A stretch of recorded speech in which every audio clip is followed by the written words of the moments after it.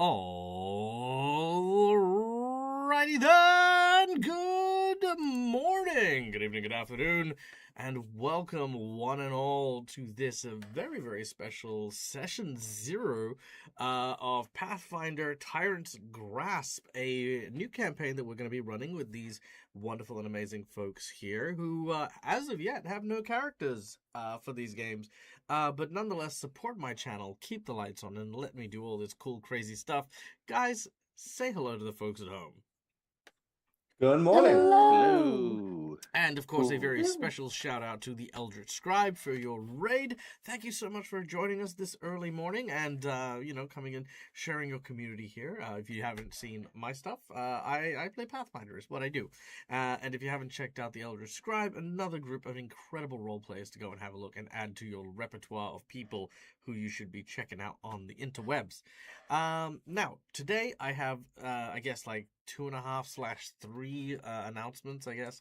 So the first is that this is actually the first time we're going to be doing a Session 0 live. Normally, I do these things pre-recorded, and then I put them up on the Patreon and stuff like that.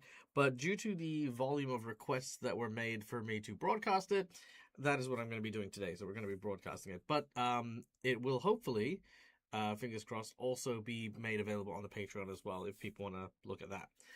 Second, I have also been awake for the last 20-something nonsense hours because I am a silly man.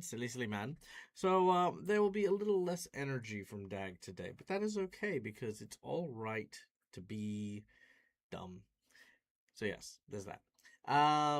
As I'm sure some of you have noticed, we also have a different pair of individuals who have come to join us today for the time slot, and that is, of course, Twiff and Ire. Thank you so much for being here. It is wonderful to have you here and joining our group. I know that everyone's excited to get into playing with these characters and seeing who you guys are going to come up with. But of course, before we do that, of course, we are going to start with all of the stuff that you can do for today's game. We aren't doing donations or anything like that. As always, we do have our DAG survival check, so any donations just go towards these particular, boosts and stuff. Anything you purchase pre-game for our rewards via the donations will all be included. However, we do not have a secret menu item, and we do not have a boss buff. So everything else, there you go. Everything else on the menu is up for grabs, so do be sure to, as always, donate generously, but donate responsibly. Now, before we get into the Session 0 stuff, I do want to give a moment to talk to the players who are in Pray for Death to kind of give their final thoughts and final words on the campaign, what they thought was good, their highlights, just a general summation of it, because we didn't get much of a chance for it last week.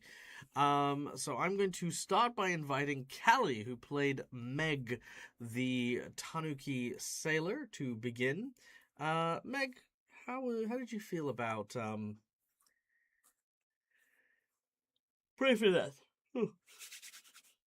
I felt that I was, outside of the story itself, excited to play with the people that I played with. There were some of them that I had been wanting to play with, so I'm glad that they got to join. There are others that I'm still watching you, still gonna find you, and I'm gonna be on a table with you, dang it.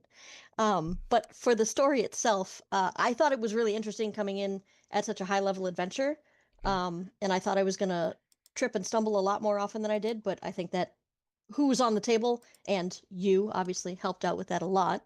And then being the bad guy is also an interesting thing, so that was a lot of fun too, but I'm good to not do that again. Fair. Nice, thank you for sharing. Matt, you took on the role of Balsam, the Blood Mage. How did you feel about the session? I think the story is a pretty cool story. The idea of playing as Red Mantis assassins, phenomenal, right? They're a hooded menace that has plagued many a table. Excuse me. But having you play a campaign as Red Mantis assassins was amazing. In saying that, the high-level game, though fun in short amounts, was a little bit harder for newer players to get into, I believe, because it makes it difficult for people to keep track. Hell, it was difficult for me to keep track of all the things that I could do. So I limited to like 5 or 6 things that Balsam could do, and I ignored pretty much everything else just so I can keep on top of everything. However, it did give me an opportunity to describe some really cool spells and practice my art of describing how things look like in a verbal setting. Fantastic. Love that. Laura, you kind of joined a little late in the game for that adventure, but what are some of like your favorite moments, your highlights? How did you feel the game went? Yeah, so I think I was in what, yeah, there's 5 or 6 sessions, I think. But apologies if my neighbour has come through. They're listening to TV or music. It's really loud. Can't hear anything. That's all right. um, yeah, so it was interesting to like come into a group that was kind of already existing, if you know what I mean. But yeah, I think it went well, if you know what I mean. Like I didn't like feel awkward or anything like that. It's just like we came up with a good reason to be there and everything, and yeah, so that was really cool, and it was fun to play with some people again, and some people for the first time as well. Some people that I again the same like as Callie said, just some people that I've always wanted to play with, and it was fun to play with those people and stuff like that. Um, and I do like a high level campaign and just being able to bust out you know just bust out some moves every now and again, like turn into a giant madness. Fair. So yeah, I had a lot That's of a hell of fun. a move. Yeah. All right. And Lucas, what about you and your journey with Nakesh? It was good. Excellent, wonderful. No, I'm just kidding. I was going to leave it at that, just to be silly. High school No, level, like book report. yeah, yeah. No, it was a lot of fun. I had a blast. I haven't really done a whole lot of high level adventures, so that was really cool.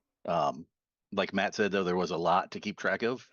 There were some things that I definitely ended up not using that I would be like, oh, hey, I have this thing, I need to use that, and then I would forget about it because I have these other like 5 or 6 things that I would use. So just trying to keep track of it was a lot. But it was a lot of fun, and I realized the Rogue is pretty cool. I'd never played one before. That was my first time. Nice. And it was a blast. I loved the people on the table. It was great. And then once Laura joined us, it was sort of a mini Strange Aeons reunion, which was a lot of fun. It was a little bit. But yeah, overall it was great. I had a lot of fun with everybody. Got to finally play with Mac and to play with Steve for the first time. That was pretty cool too. Nice. And speaking of Mac and Steve, again, I'm going to keep apologizing for yawning, but tough luck. Speaking, It's like Mac and Steve. It's like mac and cheese, but Mac and Steve. Mac and Steve. We do have some thoughts from both of them regarding the campaign and stuff. So Cookie sent us a message saying that it was a wonderful campaign, the first campaign ever for them. It was really the first of any kind of TTRPG. Wonderful people who learned which taught him how to play and started on a path to become better at role playing. He loved the sub arcs which happened, regardless of how the players acted in those times. He enjoyed the whole ex-girlfriend thing, which was a blast to play and learn more about his own history for his own character. Learning more about other characters and their stories as well was a very enjoyable experience. He says he's going to miss the table. He learned from everyone and enjoyed himself immensely. The true big bag is the scheduling challenges he faces, and he couldn't keep on with the Saturday local time slot. Disappointed that they won't be able to build characters with the new group. But yeah, that's the sentiment from Steve. And Steve, we love you, and we hope that one day you will get to share dice across the tables, hopefully at a better time. For now, however, we are very happy that you are joining the Friday 7 Dooms for Sandpoint game. And we already know that you are a part of the Starfinder game on Mondays as well. So if you haven't checked out those ones, that's where you can find Steve doing stuff, which is a lot of fun. And then we have a message here from Mac as well. Mac says, I'd been wanting to play with the folks on this table for so long, and I'm so happy I finally had the chance to. Hopefully I can play with everyone again eventually. I loved the stories we told together, even if I had to miss out on parts of them because of personal life coming first. I definitely dove off the deep end trying to play Swashbuckler for my first time playing at such a high level, but had so much fun fighting out Pietro's mechanics and how they meshed with his story. It was an honor to play Pietro with you all. It was a pleasure to play alongside such wonderful characters and even more wonderful people. It will be a delight to see what you all come up with next. So that was very sweet. So thank you, McBluff, for those very, very kind words as well. So yeah, and with those words as well, we are now ready to move on to our next campaign and discuss as well as teach how DAG does Session 0. How does it differ? What is the same? What's it all about? Well, let's start with the basics of what a Session 0 is. A Session 0, at its core mechanics, if you boil everything down and everything away, it is about creating expectations and boundaries for your players so that you guys can consensually gather around a table, share in stories, and have a good time. These are the certain things that you kind of add to the feature of playing a game. If somebody comes into, say, playing a game with the expectation that I don't want to roleplay at all, I just want to sit there and listen. Well, okay, cool, that's perfectly fine. But how is that going to mesh with the expectations of someone else to say, oh, I really want to make good friends with every single character and I want my character to be loved by everyone? Again, it all makes sense, it all matters. So that's why Session Zeros are a good way to coordinate stuff, to find those even grounds and those balanced ways to make your characters exist within the space that you are currently building for them. Sound good? Any questions? Thoughts? Feelings? Nope. Fantastic. I'll say from us or from the audience. From anyone, I don't mind. Yeah. I mean, that's my expectation for Session 0, so. Yeah. Good. Wonderful. So let's start by discussing what it is we are doing. Now, the adventure is going to begin in a small and quaint hamlet known as Roslar's Coffer, which is in the southwestern corner of the lands known as Last Wall. Now, Last Wall was a country founded by paladins and knights in order to remain vigil against the forces of the necromancer Tarbafon, who is currently locked away in his tower in the southern reaches of Ustalav, which is otherwise known as Gallowspire. So pretty much an entire nation of people and families of knights and stuff like that have risen to try and face off against Tarbafon and make sure that he never plagues the world with his actual presence ever again. Are they good at their job? Who knows? I mean, sometimes they are, sometimes they're not. But the important thing to remember is that Tarbafon is trapped.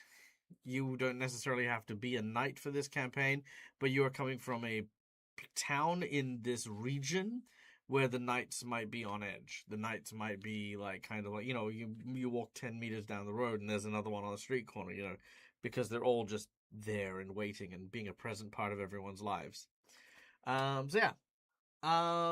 Throughout that, there is also you also know that the town of Roslar's Coffer was named after the shining hero, Elvin Roslar, who was the town's forebearer. They basically went, hey, we're going to make the town a cool place for people to live, and so they did. Eventually, the town was attacked in 4707 by a group of orcs known as the Twisted Nail, murdering a ton of people and razing many buildings to the ground. It took a lot of convincing and a lot of play, but eventually the people of Roslar's Coffer kind of started moving on from this tragedy, turning it into somewhat of a celebration, more of a reminder of the things that have been lost, but in a jovial way, in something that's a very, very lighthearted sort of thing. Now, the important thing to know is that your place in the town is where we're going to begin. I kind of want you guys to have an idea of what or how it is you are a townsfolk. The idea of going out and adventuring is kind of not very lucrative in the area. Plus, in addition, if you are playing a character who's like, like super good with knives and he's a master of knife wielding and his knife is super special, you pick up a random knife and it may as well be a bread knife. You know what I mean? Like it's kind of like, yeah, that. So yeah, there you go. When we start this game, the first thing I want to look at is, does anyone have concepts and ideas of characters that might fit into Roslar's coffer, and where in town you would like to fit in? Well, I definitely do. Okay.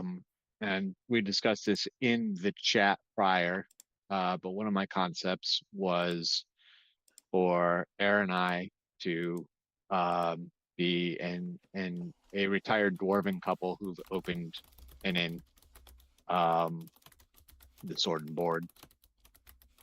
As far as place in town, that kind of, hey, part of the rebuilding, and I figured guards retired, we were here, part of the rebuilding, decided, maybe the old innkeeper was killed or decided not to rebuild, and so our tour of duty was over.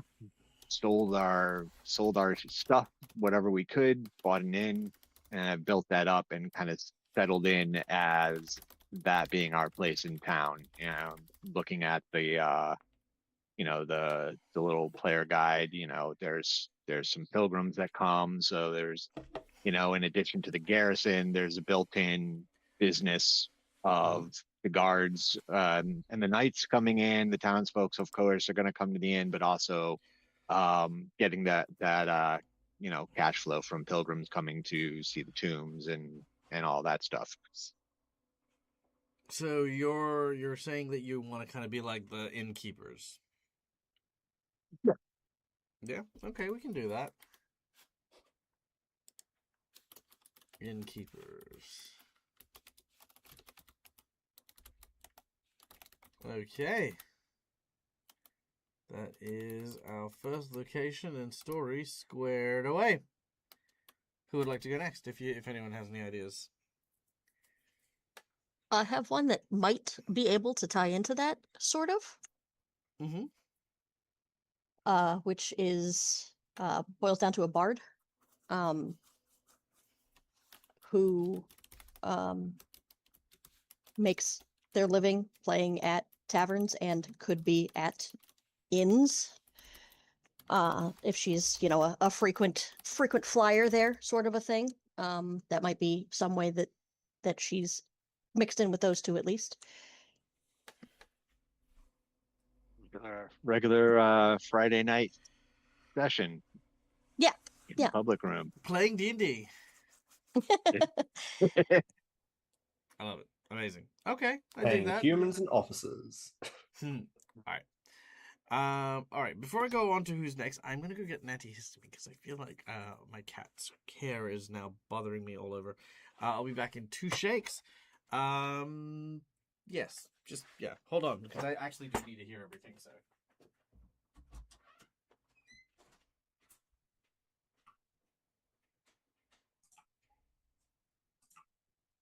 Okay, but he doesn't need to hear the bit where we're all secretly playing bards, right?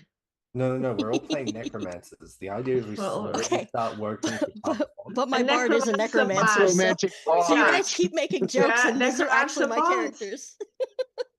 Right, so we play music and raise the dead. That's exactly. it's like a Oh. necromancer band of bards. Yes. Sorted. Excellent. Great. Our catchphrase is we raise the spirits.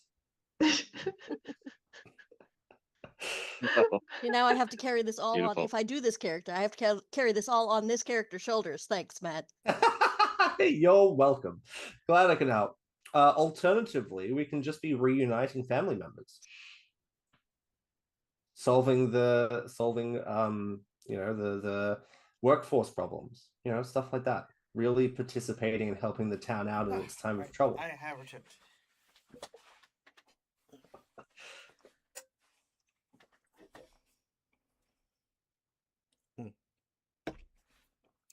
Okay, who would like to go next?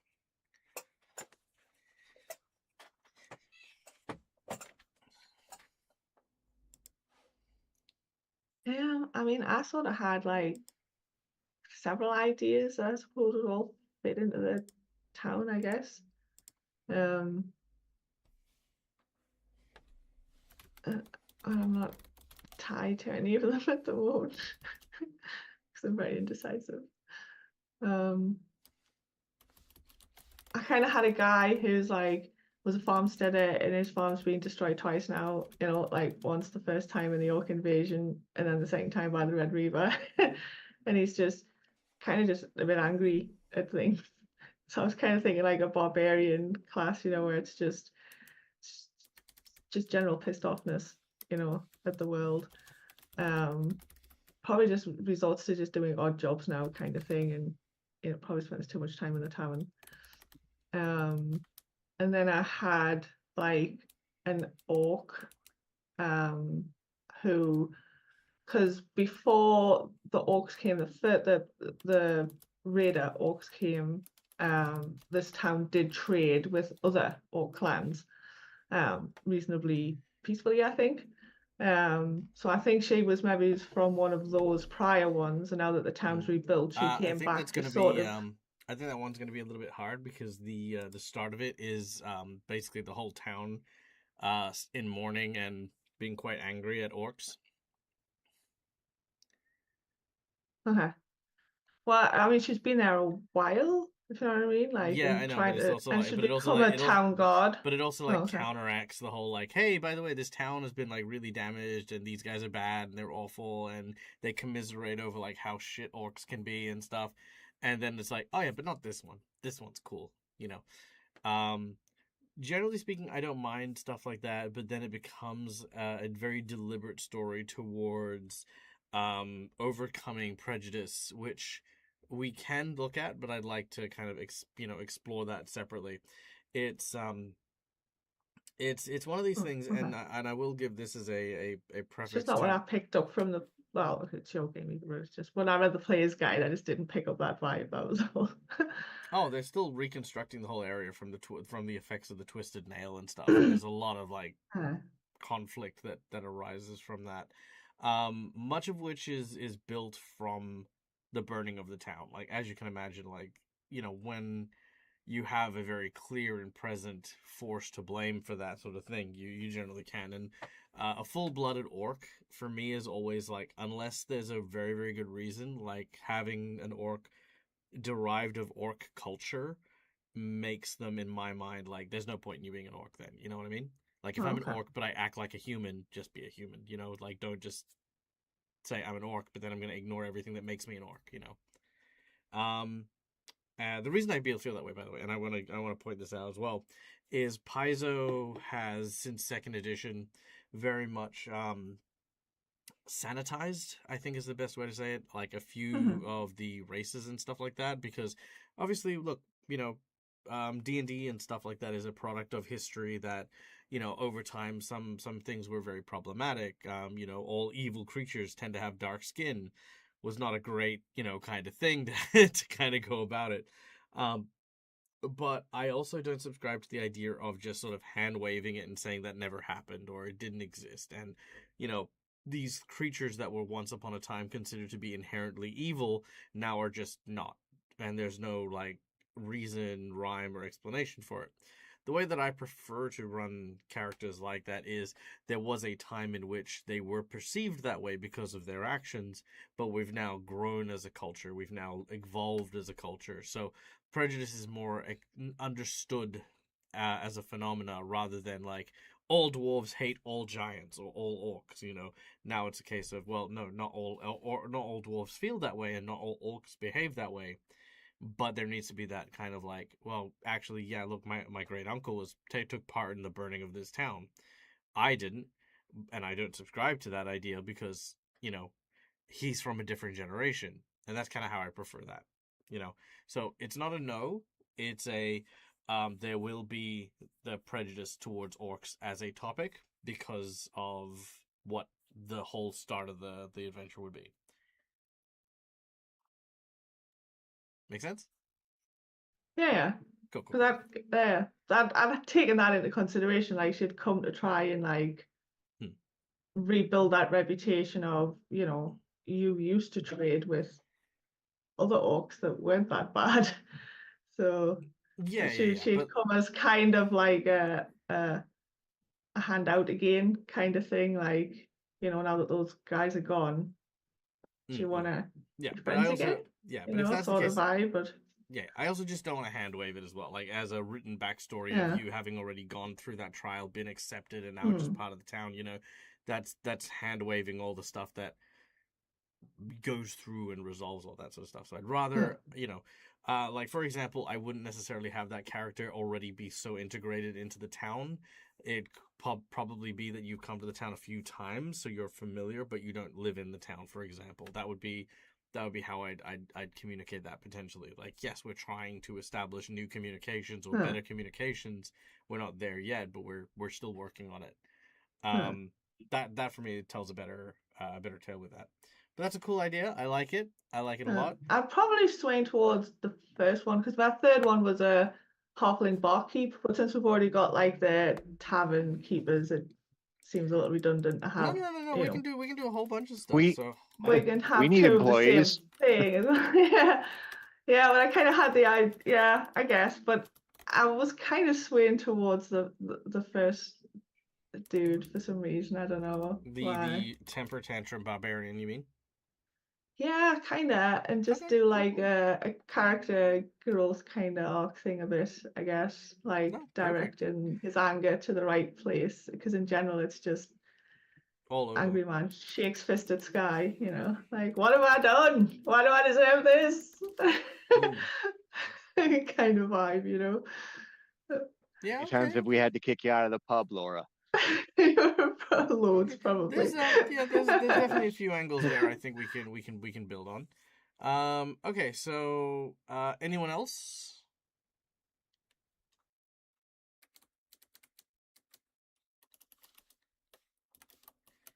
If you guys are already in the practice of holding open the door for someone else to speak, then you're going to have a very, very long game.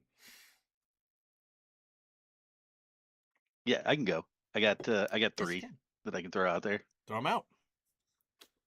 Yeah. So the first one is a gnome, Cosmos Oracle is what he would be. And basically he is a failed tinkerer. He was real bad at it when he was younger. He tried real hard for a long time. Didn't take. So he became an astronomer. And that's sort of what he does. Fell in love with the stars and the sky and all that kind of stuff. And he would just he's just a guy. He's just a resident essentially. Sure. Probably follower of Saren Ray, which makes sense why he would be there. Well, if you're an but astronomer, that's sort of his thing. Desna because the stars and stuff. That's true. Yeah, I think either one should work. But yeah, I mean, Desna's good. Next one I did was a dwarven war priest cleric, which would basically be a member of the displaced Saren Ray followers, trying to reestablish the church. So that's why he's there. That's his whole thing. And then the last one is an elf, Starlit Span Magus is what I was thinking. And his thing is that he sort of would have traveled around the area previously. And then back in the day, he would visit Rosler's Coffer periodically. And he actually met and fell in love with a human there, and then sort of took up residence. And they had 50 years together prior to the attack that kind of destroyed everything. And his partner would have passed away shortly before that. But when his partner passed away, he promised to protect the town that his partner had loved so much. So that's his thing. That's why he's there. Okay. So it's kind of like a lovelorn kind of thing. Interesting. Yeah. I'd say that story is very difficult when you are dealing with long-lived races. The reason being is obviously if it's a town filled with humans and stuff like that, everyone you know in that town, all of the neighbors you would try to befriend from being in that town would likely die in the blink of an eye, and you're in the scope of things. Yeah. If your wife, depending on if your wife's an elf or a dwarf or whatever your wife happens to be, that could also potentially extend to them as well. So it's kind of like it'd be a very heartwarming story about having someone who breaks down those walls of seeing and recognizing the town for its independence and who they are, versus like only befriending people who are going to live as long as you. You know what I mean? Like, you've sort of seen the beauty in their fragility. Yeah, exactly. And because he would have lived there for about 50 years with his partner before his partner passed. Mm. And so because he saw, he's used to the turnover. Obviously, he sees that a lot. But he saw something in this town, and he saw how much it meant to his partner, and with what his partner meant to him. That's why he made that promise to protect it, essentially, and to keep it safe long after his partner was gone. Oh yeah, that makes perfect sense. I mean, hell, like they're, having friends who are like, these are the grandkids of the actual friends that I made, but I want to make sure they're okay because, like, I liked that person. That's a very cool and interesting story. I like it. All right. Those are my three. That's all Nice. I had. I like that. I like that. Next. I also had a couple of ideas, right? Mm-hmm. The first idea was that the character would be a squire from a local knight, because there's knights pretty much everywhere around, and to become a knight, one must be a squire. Mm-hmm. So I was thinking maybe a local child or a local boy or a local person who was squiring to become a knight of the area. Okay. Okay. Yeah. Another idea I had was a basically like an old man, like an old cleric from the local church, like a Imode or something like that, like a very similar to Laura, like wave hand at sky, like wave fist at sky, very dedicated and very very set to his ways and following his deity, and having the growth of change becoming more and more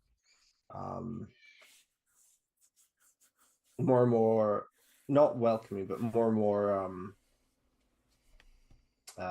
relaxed, I guess, and have that story of becoming more relaxed as he goes on, if that makes sense. Yeah, no, I get it. Okay. Yeah. And then another one I had was a little bit out of left wing, right? A little bit out of left wing. But I was looking at the Inner Sea guide back in Pathfinder First Edition, and there's a little bit of conflict between where Last Wall is and Taldor, because Last Wall era used to be a part of Taldor, right? Sure. And I was playing around with the idea of perhaps having like a Taldorian agent, maybe a Lion Blade, infiltrating the town. Mm-hmm. Okay. That was the third idea that I had.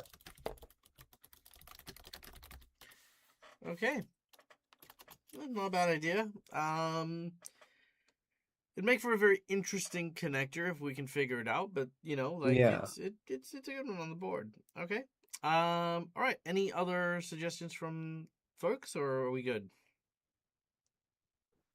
I mean, if for whatever reason the bar doesn't work, I do obviously have two more. I didn't just come with one, but I thought that they fit the best with those two.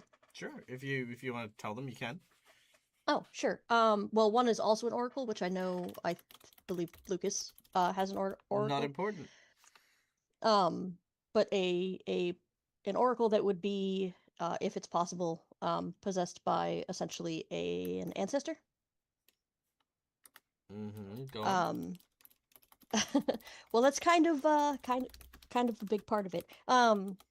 I think that they would serve as a medium to the town, would be how they're integrated into it, sort of offering their services, of course, to speak to loved ones. But I've never played the Oracle before, but I know Marcus everything came after him Mhm. when he Mhm. was one. So I figured I might give it a try. Okay. And the other one in the player's guide, it was the Inquisitor, which I know is not in Pathfinder 2E, so I don't know what the translation would be, but essentially an exorcist. They would have been someone who is from the area, but possibly after the attacks left and then came back a few years ago. The only thing Um, I'd caution about something like that is how specific that job is, you know? Yeah. Because I will point out that the start of this game doesn't necessarily involve having to hunt down and kill ghosts, mhm. and I don't know if it ever will. So having someone who specializes in may have a good time, may have a bad time. I'm not entirely sure because I've not. Yeah, I'm definitely not married to it. That was kind of the bottom. Yeah, That was the I yeah, need a third person. Who is it? yeah, sure. All right. Is that everything? Yeah. Okay, so we've got a married couple who are intended on running an inn. We have Callie's either a bard, a possessed oracle who's been inherited, the mind of their ancestors, or a interrogator slash sort of exorcist kind of person. We then have angry barbarian who should be in therapy. We have the orcish individual, and we have the fledgling halfling tavern keeper. We then have a gnome oracle, who became an astronomer. We have a war priest cleric, and we have the elf starlight stand magic, which I'm not sure what that does exactly, but you know.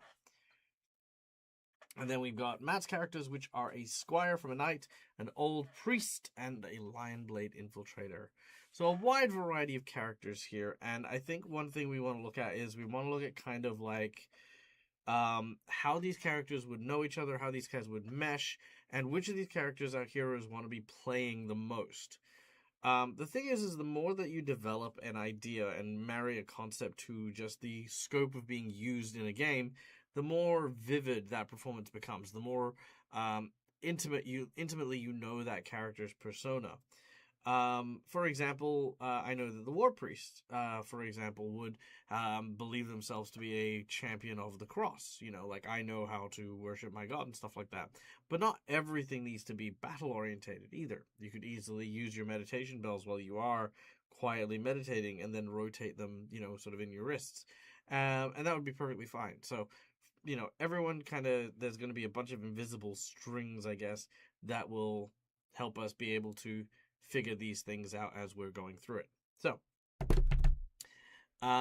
let's start by pulling on the first thread, which is the tavern. So, in the center of Roderick's, what was it called? Roslad's coffer. In the center of Roslad's coffer, we are going to have the tavern. Now I have no problem with Ire and Twiff being the couple that works in the tavern. Is everyone else comfortable with that? Is that cool? Yep, absolutely. Yeah, no issues. Okay, cool. So we're gonna say that the two of you have had this business for a fair while. We're gonna turn you into effectively because if you're gonna play characters who are aged, these should definitely be characters who are well known and reasonably liked by the people of the town. I will say this: when you say old, how old were you imagining?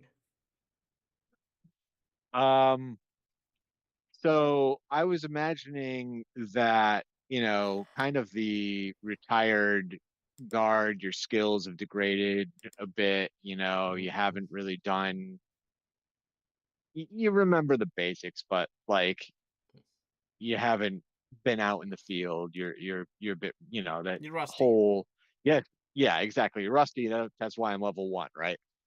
Um, Mm-hmm. for my character, I was thinking for class a guardian, very much a protector, and kind of running a tavern is sort of an extension of that, giving a a place where people can come and feel safe and comfortable and enjoy themselves. Um, and as far as being rusty, I mean, he still knows enough, still good enough to be able to bum rush someone out when they need it. Um, But I, dwarves, I know, Pathfinder, I don't know how long they live, like 400 or so. You know, definitely old enough to be kind of a grandpa. Um, Okay. Not I'm gonna be, making constitution checks every morning to make sure I haven't, died in my sleep, but Mm-hmm. you know, Sure, sure, sure. past his prime. And Ire, what about yourself, being the wife of this dwarf? He's definitely older than. Sorry, I can't hear you.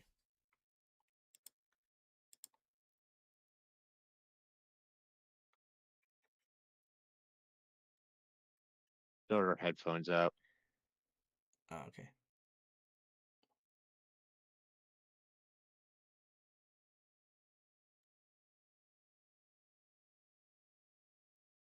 No. Man, they do not Oh, like wait. her. Oh, I heard something. I heard a little something.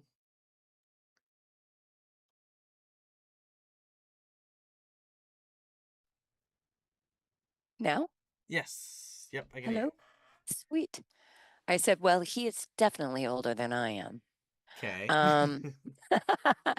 Um, and we fought as sort of a coordinated pair. He as guardian and me as a fighter, two-handed axe. Mm-hmm. Sort of almost well choreographed. But I have settled into nesting at the tavern and have found that I quite like to cook. I may have put on a few pounds since we gave up the fighting lifestyle, and gotten comfortable. Mm-hmm.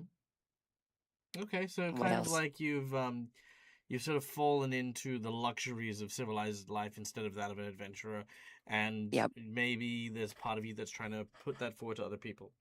Um, okay, I love that idea and I love the story.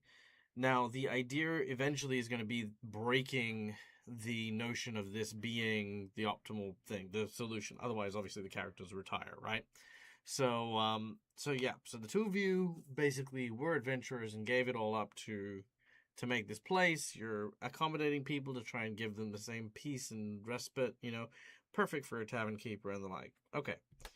So I think what we're gonna do with that is we can definitely put some stuff in the game that is going to obviously, sort of challenge that notion. So you guys consider actually leaving the inn, once and for all to go out there into the world. That's kind of the nature. But we can talk about that when we get to those certain points. But that's very cool. Okay, I like it. All right. Yeah, I'm pretty solid on that one. Let's talk Laura next, because Laura's the one who also had the other tavern keeper potentially, as well as the angry barbarian, as well as the orc. Is that correct? Yes. Okay. So I guess when I look at a character like this, the only thing that stands out to me is the forward-facing part of that character happens to be an emotion. For example, if you are, sort of like invoking a character's anger, you might have an angry vibe. If you're invoking a character's like patience, you might be patient. Or alternatively, you might flip it all around, throw, your hands into the air and just be like, like just go crazy.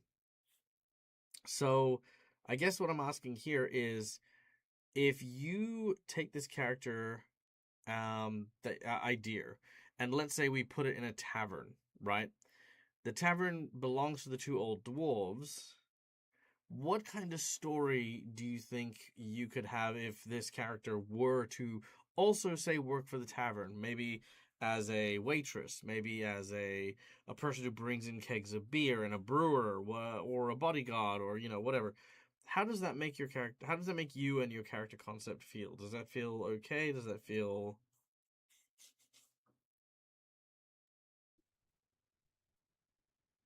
Yeah, I've kind of left it like loose as to how he fit precisely.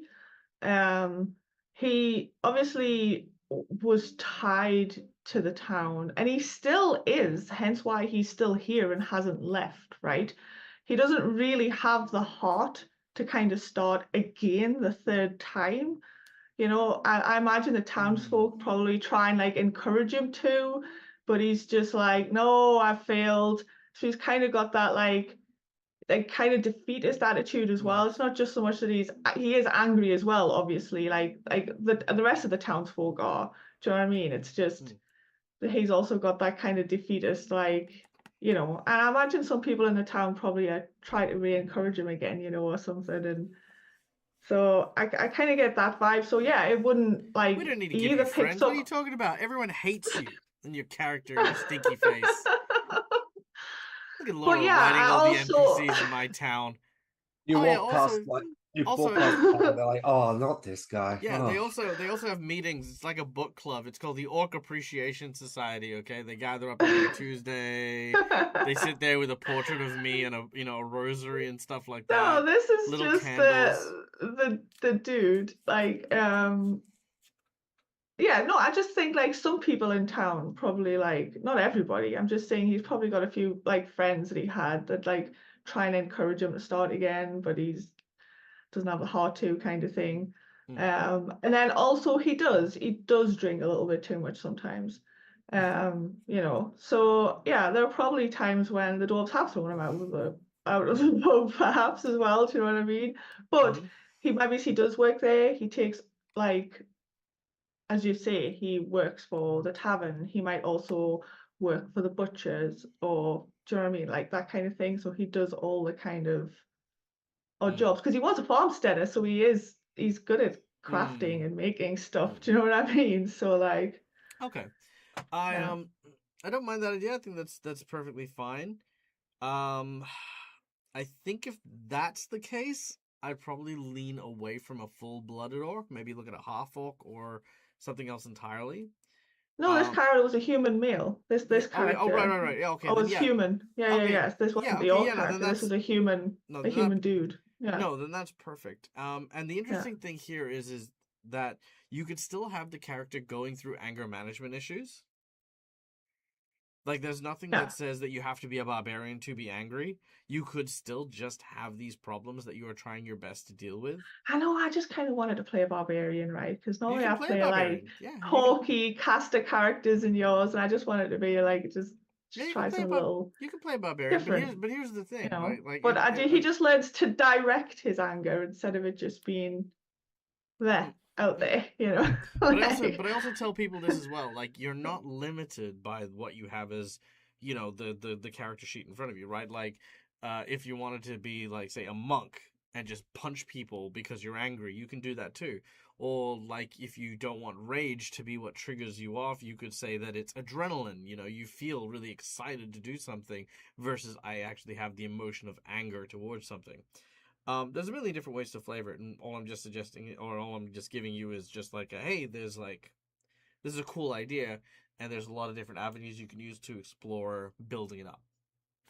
But I like it. I think it's cool. Because also get the impression he's not necessarily a violent guy either, really. You know, he's probably well built because he was a farmer, like, do you know what I mean? So he's got a good, strong farmer's build and everything like that.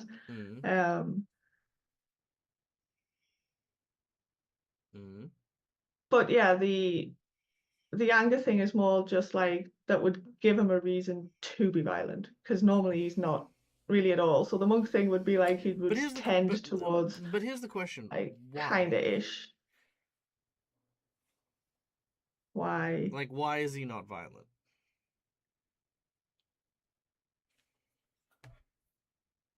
I mean, he doesn't tend towards that, or he didn't before, if you know what I mean. He just wanted to get on with his farming. If somebody like came in his face or something like that, wasn't like cowardly or anything. He just didn't tend to violence beforehand, if you know what I mean. Like, he would try and talk his way out of a situation first, like any normal person. You know, it was not like he was a pacifist or anything. It's just. Yeah, but a barbarian kind of leaps into that as well. So I think it's a cool idea. I love the idea of this person discovering their rage, and I think that'd be how it would be it. There wouldn't be so much safeguards to make sure that the rage doesn't kind of, you know, get too far out of control, but instead, you know, just that experience of not knowing what is happening when you get into this state, and you sort of almost black out, and lots of people are injured. This is kind of a cool way to kind of sort of, I think, angle that whole like barbarian thing without necessarily going the whole like, I'm going to wear a loincloth and hit things with this axe. Yeah, exactly. It's Okay, like, okay, I dig it. I Yeah. love it. All right, amazing. So we have that character there. Next up, let's go to Callie. So Callie, going back to the tavern, Yes. playing the bard that plays the stuff at the tavern. You have the oracle possessed by the ancestor and the inquisitor / exorcist. I'm going to say the Yes. exorcist doesn't speak to me for this campaign, just because, again, like I said, there's no real guarantee that that kind of speciality is gonna play a part. The oracle possessed. Obviously, as we said, Lucas is also looking at playing an oracle. And to be honest, when I look at them, I'm just like, yeah, but that's so far beyond the scope of what we're doing in the game that sometimes I'm like, well, okay, cool. These are supposed to be mysteries. They're supposed to be the unsolvable things in your character's life. So I guess knowing that, is that something that you would still be interested in, despite knowing the fact that, obviously, yeah. I mean, I wouldn't mind playing them, but that's definitely not the one that I'm most interested in. So Okay, cool. So yeah, so we'll put the Inquisitor Exorcist on the shelf. Let's talk the Bard and the Oracle. Actually, give me 2 seconds. I'll be right back again. And then we'll also talk to Lucas, because there's a way we can potentially get those two things working. Okay, cool. I'll be back. 2 seconds. ooh, it's a mystery. Next time on. Indeed.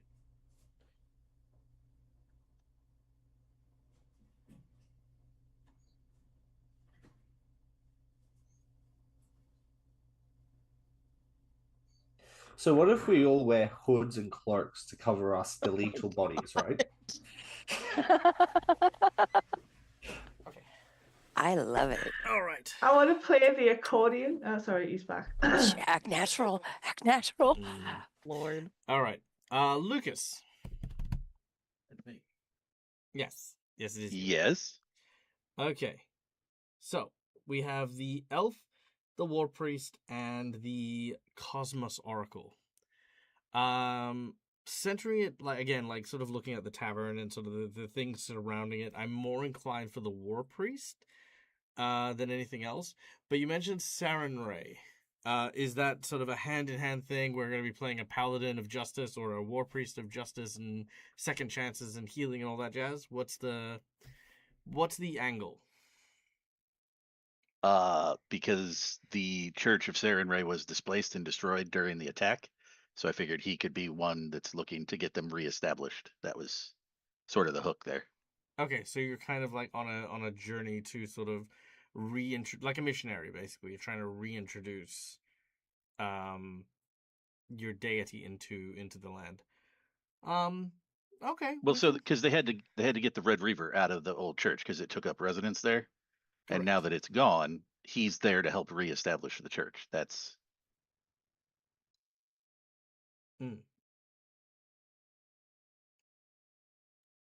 So that's sort of what I was going with, because it made sense that there would be a contingent of them there, because they operate out of the town while they're still trying to survey the damage to the church and get everything rebuilt. Yep. Okay. I'm just trying to remember where I read that. In regards to the Red Reaver, that is. Yeah, I'm pretty sure it's in the coming together in the player handbook. Coming together. Yeah, in the little, like. Yep. Yeah, like on the first like actual page. Yeah. Okay. See, like, we did our homework. You did. You guys did amazing. We read the I'm so proud of backstory you. and we tried to like work it in. I say I actually read the player's handbook before session 0 this time, so.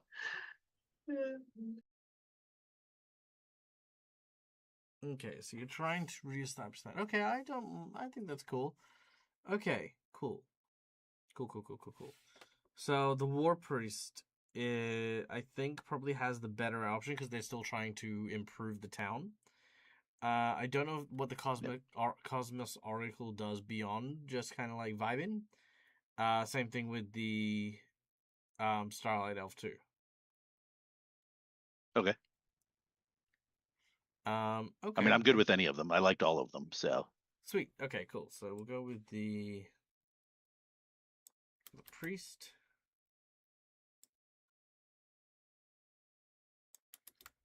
Barbarian. Oh, Callie, we didn't talk about your thing, did we? Which? Oh no. No. Okay, so let's talk about yours next, and then we have Matt's. Okay. So your one here, Callie, you've said the bar that plays at the tavern. Like I said, with the tavern kind of being a centralized sort of spot, there's definitely a place for that. The Oracle, knowing that, Lucas's mind is towards well, at least we're going to be putting Lucas in towards the War Priest stuff. The Oracle is a potential here as well. Yep. Okay. I do stand by the idea that the Exorcist isn't really the way to go about it. The only way I could kind of see it is as an Inquisitor, someone who specializes in hunting down liars. That could potentially be a thing. But well, because I played the Inquisitor the last time I was with all of these people on this table, minus Twiff and Ayer, so I probably do want to avoid that the more I think about it. Well, first of all, there's no such thing as an Inquisitor anymore. And secondly, you would have to be building your concept from the ground up. It's not about we all know I don't want to do, Dag. Sure, if you don't want to do it, then don't do it. Here's the thing. It's that's the nature of Pathfinder is precisely that, right? It's not about playing a class and then copy and pasting it. It's about designing this person and their identity within your story, and then bringing that piece to life. It takes a little bit of time, takes a little bit of practice, but that's ultimately it. Notice how a lot of these things aren't asking things like what class are you going to be or what race you're going to be. It's the world around you, like, what history do you have Okay, here, or what, Yeah, because I'm thinking mechanically again, because I remember how long it took me to get Kyrie to use her friggin' sneak attack, and I don't want to do that with a... Yeah, it's going to happen regardless, Callie. Do you want to know why? I know. No, you don't say you know. Why? Explain why. Why will it happen again? Because I'm me and I don't remember things from one session to the next. You defeat yourself before you try. That's why. Yeah. Because you sit there and you start off with, I can't do this thing, and lo and behold, when you don't do the thing, you then have proven yourself right, which is easier than going, I can do this thing because I'm perfectly capable. I'm a human being who is able to, learn this stuff over years of time and then actually achieve it and then be like, yeah, you did the thing. Because that's tough, because then you could potentially fail. But yes. I will always fiercely believe in you, whether you like it or not. I will never heed the words. I will break you, Dag. I will break you. You won't. Do you know why you won't? Literally, it's my job to help inspire children in the exact same way, and I extend that to everyone in my life. It is not something to be broken.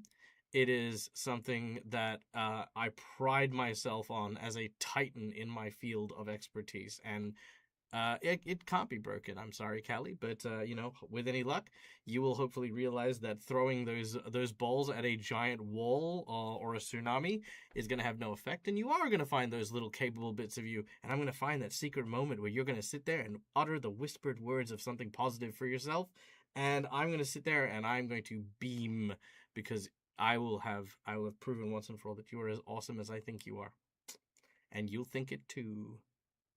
Suck shit. So anyway, my point is, if you want to make an Inquisitor, we can build an Inquisitor.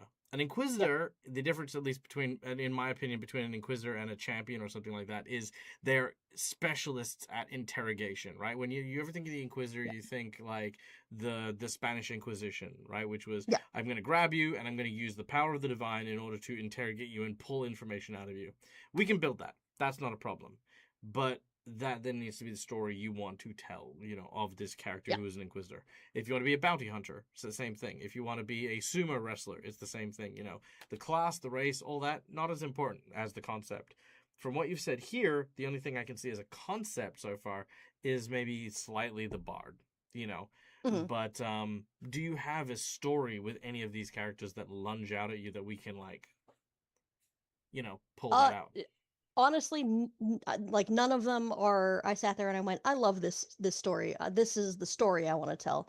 Um, so that's why I'm kind of like so the bard, I think I mentioned this to you before, and I was not kidding. I wanted them to be a necromancer. But I was wondering if I could go the route of if they only, so I imagine necromancers, if I know necromancers at all, they can raise like randos sort of a thing. They can. I was wondering if I could instead lock it to it has to be someone that from like her past or her family or something like that are the only people that she can raise. Okay.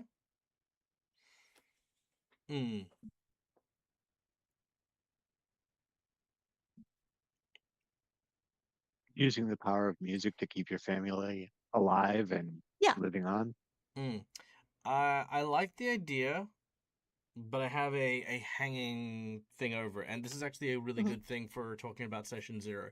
I've said it a couple of times before, and I've talked about it. It's called the shelf life of a character.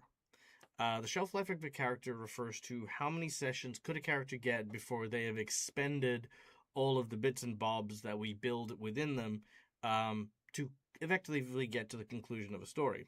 If we look at, say, someone with the goal of trying to, sort of advocate for people with violent tendencies and actually start a community help group and stuff like that, we have someone who's got motivation towards that. And if something happens to that community group, we have that investment that moves through it. So that's like kind of your average shelf life. You have a character who is motivated by something. Advanced shelf life would be something with multiple layers. So you would have like my brother is currently working for an evil organization. I need to convince him to get out of that organization because what they're doing is they're funneling drugs into the city that I live in, and I'm a community health worker, and I need to help not only guide these kids, but also struggle with the fact knowing that my brother is also helping distribute these. So that's what we say when we talk about an advanced one.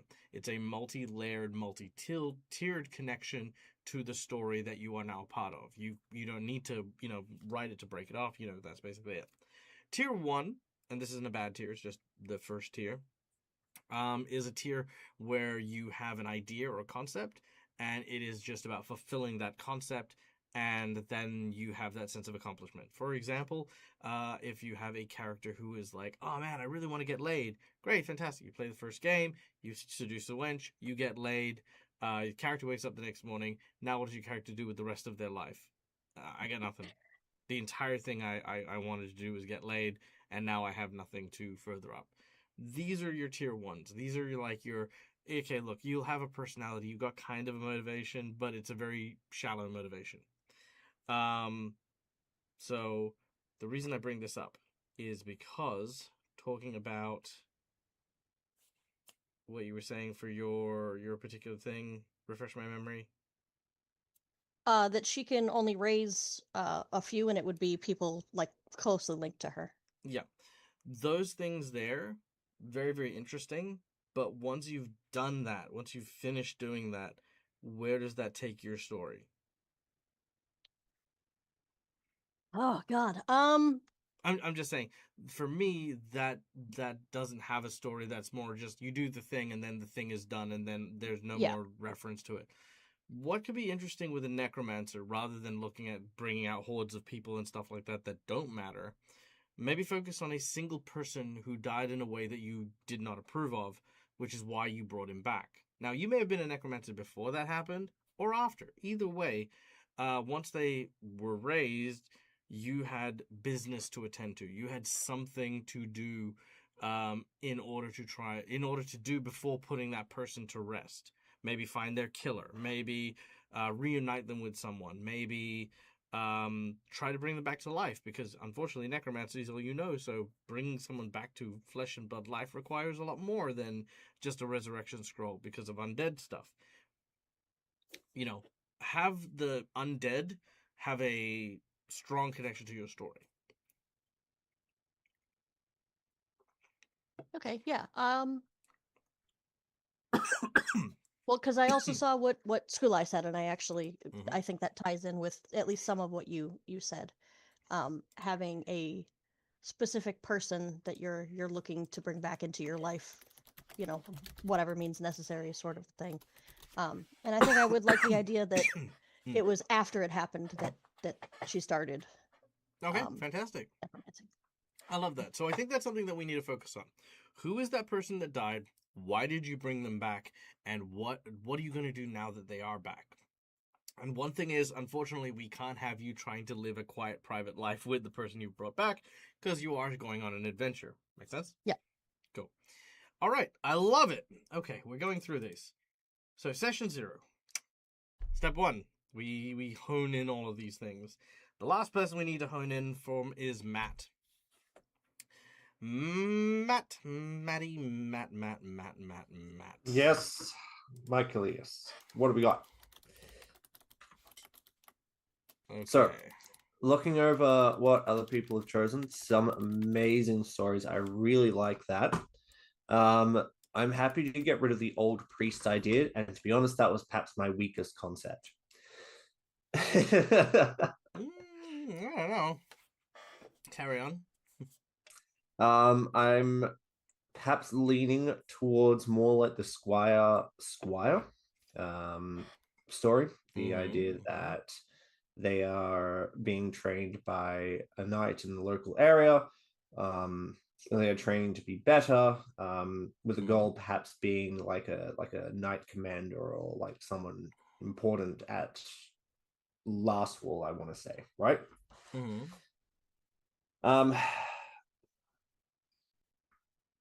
However, the Infiltrator is also a pretty fun story. It allows me to It does, but then then we have another bunch of questions to ask. It does. Why have you been sent here? What is your mission? What is your purpose? Have you fulfilled it? What happens when you get derailed? And how are you going to go on your quest and fulfill your mission all at the same time? Exactly. I think having a lot of these questions isn't necessarily a good thing, and I'll tell you why. Because as cool as an interesting story that can turn out to be, it puts almost the entire onus on the motivation coming from NPCs and the background rather than the actions of the character. You know, like, what's your drive and your motivation? I was told to go here and do a thing. You know, like, that's not your motivation. That's kind of like just what you've been instructed to do. I love the idea of the Lion Blade Infiltrator. I think that just needs a little bit more polishing, and we can make something work for sure. I think the Squire is also a little bit tepid, because like, you guys are supposed to be the heroes, a coming of age story where you're playing a young child who is like sort of I mean, getting higher. a teen, a late, yeah. I see That's what I mean. mean. That kind of makes okay sense, but an adult Squire and stuff like that who then goes off and immediately does like hero stuff kind of doesn't play the Squire thing, a great deal. So I think that I'm going to the old priest idea.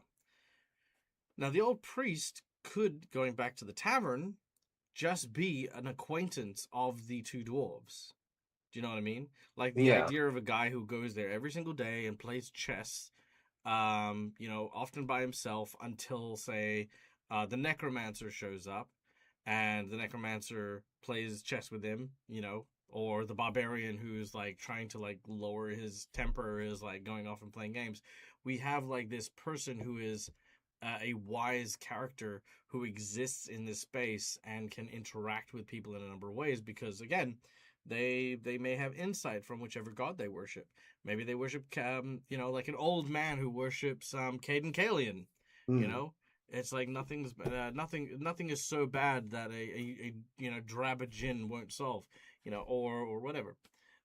Maybe you're the god from the god of Urgathoa, and the reason you meet up with the necromancer is because the necromancer, you recognize the call of Urgathoa resonating from her very skeleton, and you want to help her because, like, well, it's a terrifying power, and it can send you off the rails, and you could, go off and start murdering people, but we don't want you doing that. This is a nice town. Again, billions of different ways an old priest could potentially jump into things. So yeah, I would say the old priest and the Lion Blade are the strongest choices that you've got. What speaks to you?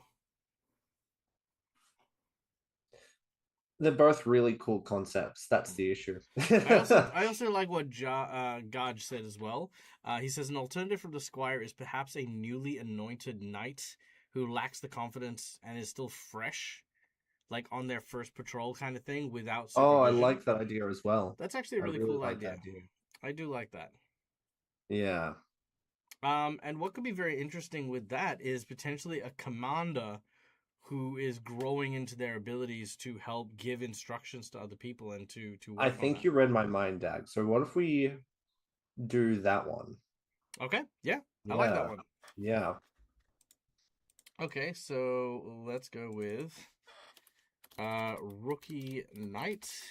Let's say you're a knight of Ozum or whichever, because that's the ones that live locally here. Yeah. Right? Yeah. You're part of the vigil. You're part of the patrols, etc., etc., etc. And yeah, stuff is just going wrong. Okay, I like it. Okay.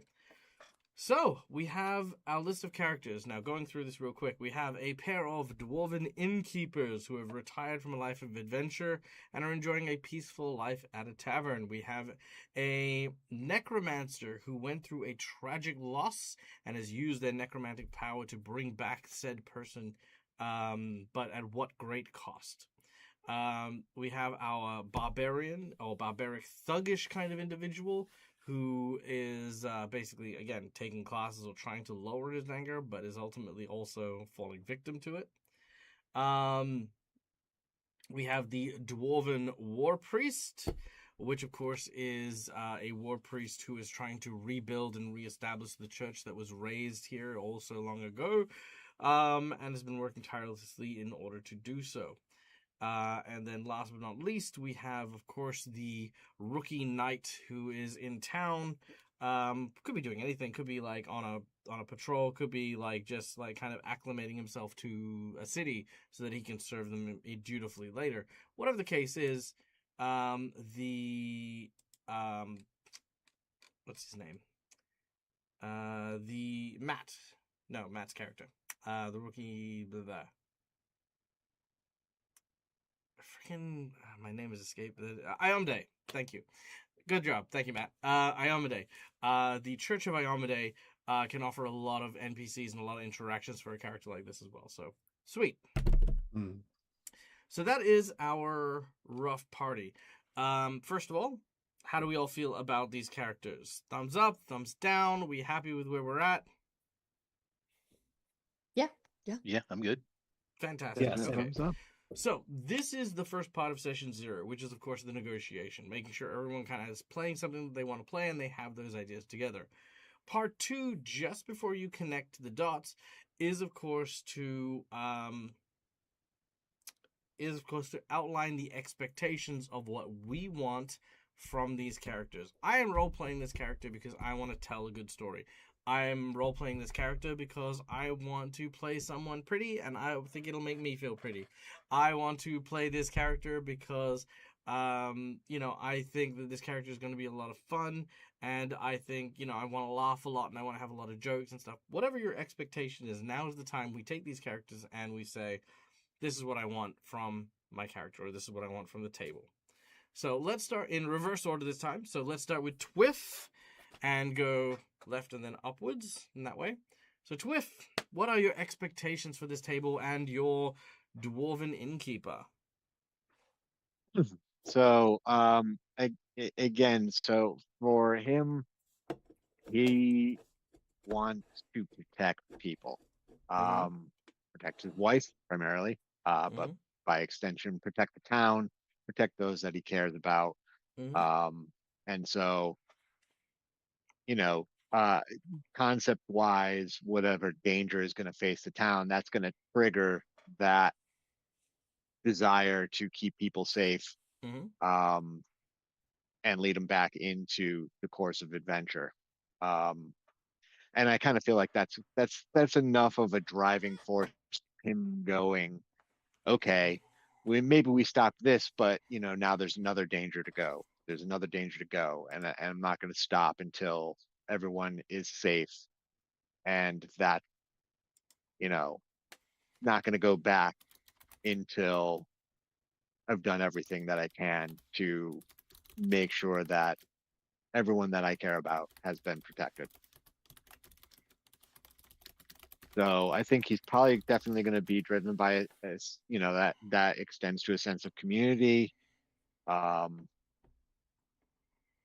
I imagine, because he's kind of a bit of an old, So you're curmudgeonly so with so that su- heart of so, gold. so super quick. I think I misspoke. When I said expectations, I don't necessarily mean Oh, like okay. what do you expect the character to be doing, more like what do you expect from the character. Like I expect to be able to role play very meaningful conversations. I expect to get into a lot of Okay. combat and, beat the snot out of a bunch of tiny monsters. Yeah, no, I'm planning on tanking. Tanking, cool. So So for by role play, yeah, your expectation is to protect people with this character, to absorb a lot of damage, to like take a lot yes, of hits and stuff yep, like that. Okay, sick. I love that. That's perfect. Ire, what yep. about your character? What is your expectations with this character? I wanted to play an aging bearded dwarven woman so I could feel beautiful. I love that. It's beautiful. It's perfect. No, seriously, yeah. I like that idea. I love the idea because it paints a character too. Like this person for me speaks of a soft beauty and confidence of within themselves. They do not try to impress other people because they themselves view themselves as being that impressive. And I think if you keep that mindset while you're playing her, I think you're going to achieve that very easily. Be very deliberate and don't shy away from things. I also love the idea because she's a departure from my other characters. She's a big sea change. So something to sink my teeth into. Love that. Amazing. All right. Lucas. Yes, that's me. Hello. Yes, so my character. I love dwarves. I'm just gonna put that out there. It's probably my favorite ancestry to play. I love them so much. So I wanted to play a dwarf again because I like them.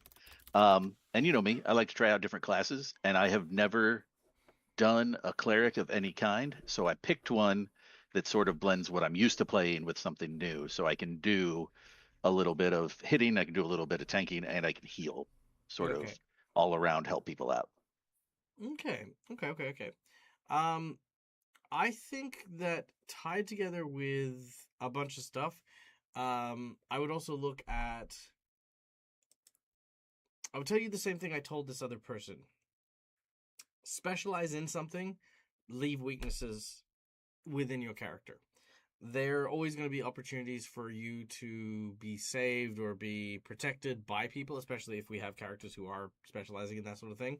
But if we try to do too much stuff like support and attack and ranged and all of the different things, even though those are what war priests generally do, it's just one of those things that kind of like makes that person like self sustainability is not a objective. And I just want to flag that as a when you're making this character, make sure that like if you are in melee, just like hey, I want to be melee. If you want to be at range, be at range. You don't necessarily need to. You know what I'm trying to say? Like you don't need to shift and Oh yeah, move he'll and he'll bounce. Yeah, definitely be in melee. He'll be on the yeah, front lines there. yeah. Fantastic. Yeah. Awesome. All right, brilliant. Love that. Laura. Hello, tiny kitten. You made the mistake of coming in here. Hello, this is my cat. She has wandered in. Oh, She is unhappy and I unimpressed know. because she has not been fed because mum Oh is asleep no. because it's the weekend. And she probably Juna, hasn't been fed come for here. like Do you want to say hello? 600 years or something, Nope, you just know. get scritches.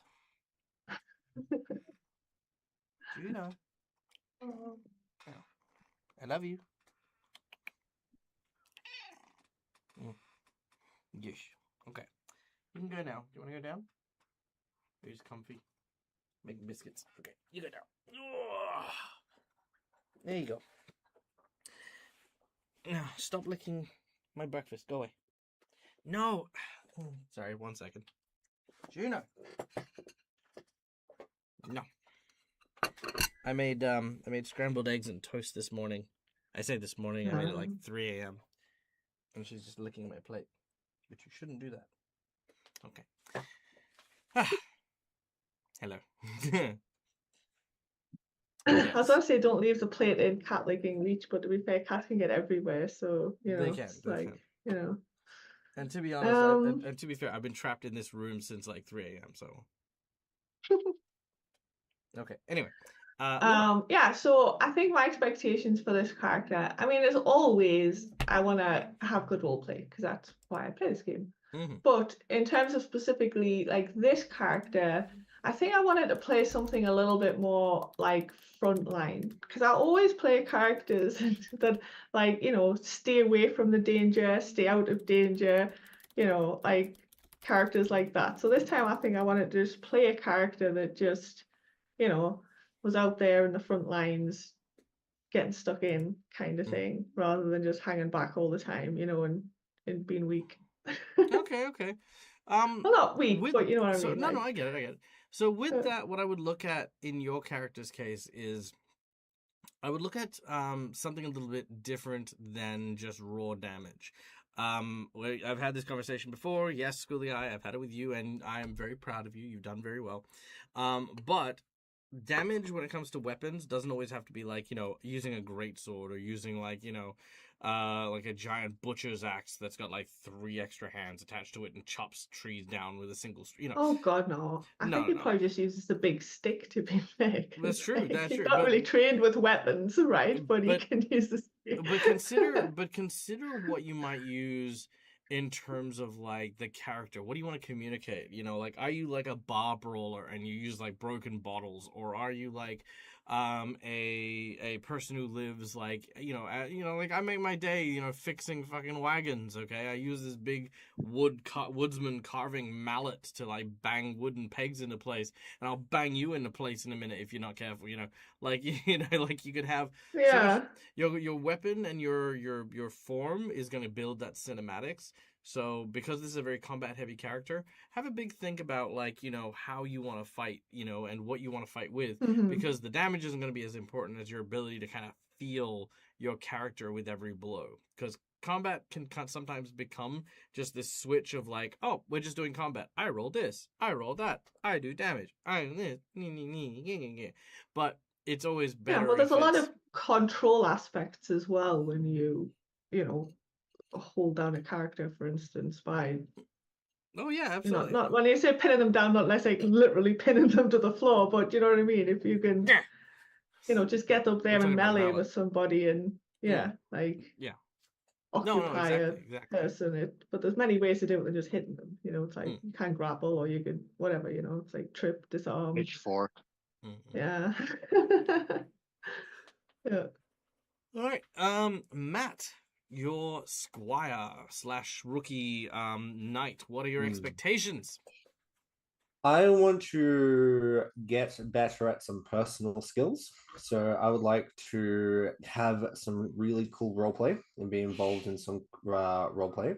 Mm-hmm. I would also like to look at small group tactics and using the environment towards the party's favor, not necessarily my own character's favor. Because the previous couple of games, I would look at the environment and I'd go, oh, how can this serve my character, right?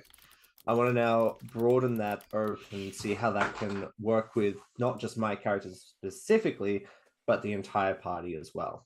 Mm-hmm. Okay. Interesting. There's a lot to unpack there. I would say this. Weirdly enough, because of how confident you are as a person, your challenge is going to be to display a lack of confidence. Yes. So I'm going to be fully investing in imposter syndrome here. Yep. But just make sure that it's always in a good space. Make sure that you're always taking care of Yeah. your own mental wellness and your own mental headspace when you're in that space. Because yeah, like I said, it's a tricky one. But yeah, no, that sounds like a very, very cool way to go about it. And then we have Callie, who's having the Bard Necrodancer. Yes, exactly. So I briefly played a bard, and I really enjoyed it. So I wanted to more fully explore it. Is why I went to bard first. But then I did the close family and friend thing because I tend to play characters that care about everybody for no other reason than that's Callie. So I thought it would be easier on me if I just make that part of the character. You know, they lost these people, or in this case, this someone, and they don't want to lose anyone else, and that's why they behave the way they do. Okay, okay, I like that. I think that's an interesting one.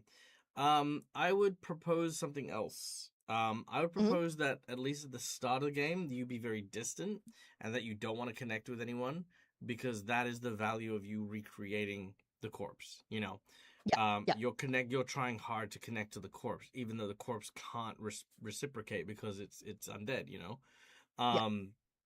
and I think by doing that, it's going to invite the other players to talk with you and converse with you. I don't think anyone would really stop and go like, "Oh wait, hey, you're mad." But I feel like every single one of them would be like, "Oh, this person's in pain," and at least a few of them would be like, "How can we comfort them? How can we make things better?" And that could lead you further into a story and relationships with other people. You know, Mhm. if yeah, if it was the other way, then I think I don't think it'd be as impactful. I think it would just be kind of like a, "Oh, okay, cool, that kind of person's here. Hey, you. Yeah. Hey, buddy, nice corpse of your dead husband that you've got there." Mind if I Right? poke it with a stick? Powdered him this morning. Et tu stick? No. Okay. So, cool. All right. Fantastic. Expectations have been outlined, which is always awesome. Next up is the character building phase, where, of course, we will plug everything in and start making these characters. As a DM, it is always good to inform our players if there's anything in particular that they will need to know that will affect, kind of the concepts that they have. In my case, I think all my players obeyed the instructions and had to read through the character intros, which was amazing. But for my players, for my audience's turn, basically it is a semi-haunted kind of dungeon that exists in the old estate belonging to this guy. They're going to thoroughly try to search it, but at the same time, there are going to be forces. What am I saying? No, that's the wrong thing at all. Never mind. Hey, Ignore me. Doug, Yeah. Doug. Yeah. What's the general vibe of the game? Shh, I'm getting there. I'm trying not to Okay. spoil anything. You are aware that the opening volley here is a huge spoiler, okay? So I'm trying not to at the same time. You're in Roderick's coffer, okay? We are focused around the tavern, okay? The tavern is going to be your central point for every single character. We're going to connect you guys through your relationship with the two dwarves, which is what I've been trying to say, just not well. Because I'm fucking tired. Leave me alone. Then, once everyone's kind of got that link and they've built their characters towards that, we're then going to have that introduction where our heroes are going to start building those personal reputations. Why do you care about these people? What do they mean to them, to each other? And of course, if you are going through stuff, what does that mean? So, for example, I love the idea that let's start with Callie. Callie, you recently lose someone important, that you are still in mourning. The two tavern owners know that you're still in mourning. You go to them, and they offer some condolences. Matt, your character is now no longer a squire. You were celebrated by the two tavern owners because you've gone there and you've, kind of like done this thing. Laura, your character has got a chip for attending your next anger management meeting, and you're not allowed to drink anymore because it sets you off, but they'll brew you some nice tea. Hooray! They'll offer you support on your journey of like anger sobriety, as it were. And then of course Lucas, we have of course the war priest who kind of is looking after the town, looking after people and stuff. I think there's a way we can tie you in a little deeper, potentially.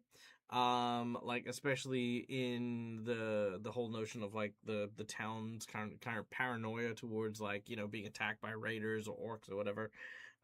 You could be trying to alleviate people's concerns, but at the same time, there's no problem here recently, like there hasn't been anything.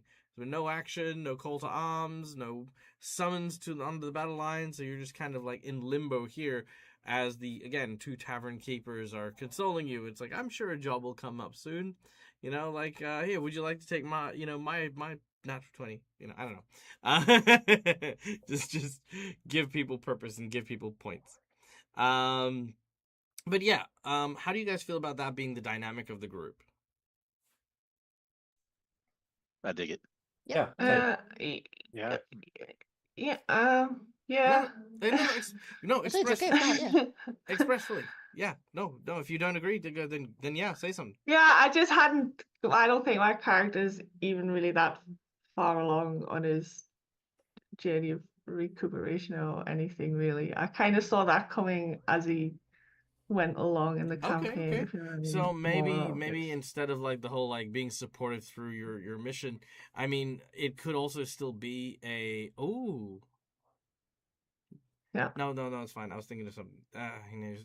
I was thinking, what if you were like an adopted child of the two, and they're like, almost like the doting parents. Like when you get into a fight, they're the ones who are like convincing the police officers to like go easy on you because like you're not all right. Like you're going through some growth spurts and some animosity and stuff like that. But then I realized, like, no, I think that's kind of like it undermines the rage a little bit more. So I wouldn't go with that. But I'd maybe. But he's definitely lived in the town long enough to like know the people, if you know what I mean. Like and Yeah, but why would be they? Yeah, so and here's and the definitely friendly with them, and he does work for people and stuff like that. You know what I mean? He's not so how does your necessarily violence manifest? always belligerent. Like I said, he's not always belligerent. He just is sometimes, right? So it's just like, I guess when he thinks about things too much or begins to feel inadequate for some reason, or like that, so that it kind of I feel just awful bubbles saying to the it to surface a but bit basically more. you're saying he's autistic because like I feel like that's just an awful thing. It's like I am overstimulated and I am throwing fucking hands. No, it's more just, I guess, when something just reminds him of, like, possibly even he's slightly jealous of Matt's character because, he succeeded in what he was doing, like, so, but he's still, like, proud of him, but he's also, like, jealous kind of deep down. And, you know what I mean? So that kind of. What a shit cunt. No, I'm joking. It's fine. Okay. Hey, it might be the case. Okay. I think I kind of see what you're going at. I can do this, Dad. Trust us. No. It is. I just need to fit you into the story and the other characters, and also find a way for the town to not sit there and go, "What a fucking shithead." It's a he mix does of good things. work. He's a good. Because the story, and I mean, he does maybe fix wagon wheels well. And is the story you're telling one from the perspective of a bully? no, I don't think so. I think it's just somebody that's just hasn't dealt with the shit hand life has dealt him yet. Right? He's just working through the shit hand that life has dealt him. Still kind of vibe, if you know what I mean. So yeah. Yep. Okay. So all right. But he still it feels attached to the town regardless, is why he just hasn't given up and left. He's like his roots are still here. He doesn't, where else would he go? Okay. I like the where Still else would he go. home. I like the where else would he go. That implies that he doesn't have resources. It implies that he likely also doesn't have like a stable job. Which would make sense if, like like his temperament is a problem, especially one that he might be trying to resolve, even if he hasn't resolved it at the moment. I think what we need to do is just need to look at where you're directing the abrasiveness, Like I think once you know where that's going and why, I think it's going to be easier for me to like pick NPCs and be like, okay, these are the ones that support you, these are the ones that don't, Because if it's aimless or it's chaotic, it's like I can't think of a single NPC that would be like, oh wow, don't worry, it's just this person. One minute he's walking down the street, the next minute he's like knocking out the mailman. But if you have a beef, if you have a particular gripe against something, like I don't deal well with authority figures. Okay, cool, makes sense. It also makes sense why you don't like the rookie knight. If you have a problem with authority, So we just need, I think we just need to hone in a direction for that rather than Yeah, having it just okay. be I'll whenever, think. yeah. Because also, Mhm. like, and keeping in mind, if that means if I want to trigger your anger, Laura, I'd have to pick on the insecurities of your character, draw them up, and have the world give them to you. Which I don't know. I don't know if I'm comfortable with that because that feels a bit mean. That's cool. Yeah. We can deal with it. Yeah. We'll find a thing. We'll find a thing for you to hate and go all like ape shit on. But that's cool. Okay. And then, like I said, we also need to find a way to tie you to the tavern. All right, fantastic. So we've achieved number one. Number one is create a character concept. We achieved number two, have a reason to be traveling with the group. Very important. You don't have to like each other to travel with each other, but it is imperative you have you have the means to do so. I've had so many characters who are like, my name's Steven, and I'm like this edgy dude, and I'm like a paladin, but I failed my oath, and now I'm a warlock, and I have a patron god, and I listen to Evanescence, and Whoa, I whoa, don't whoa, work. whoa. Yeah, you heard me, and don't work well with people. I am a lone wolf, and I do everything on my own. It's like, okay, Pete, off you go. And like it's just the thing. So having a moment like this where everyone now is like sort of connected, they have somewhat of a relationship, especially anchor point NPCs, works perfectly. Which then allows us to go to what kind of like powers and abilities you have, how they fit in, and then obviously building the character. Now, building the character is a whole thing, and I'm going to let my players go do that now because obviously we have the concepts and things. But I wanted to go through session 0 to show you guys how we get that first concept, that first basic idea. It boils down to 3 simple rules. Who is your character in terms of motivation beyond sitting in your everyday life?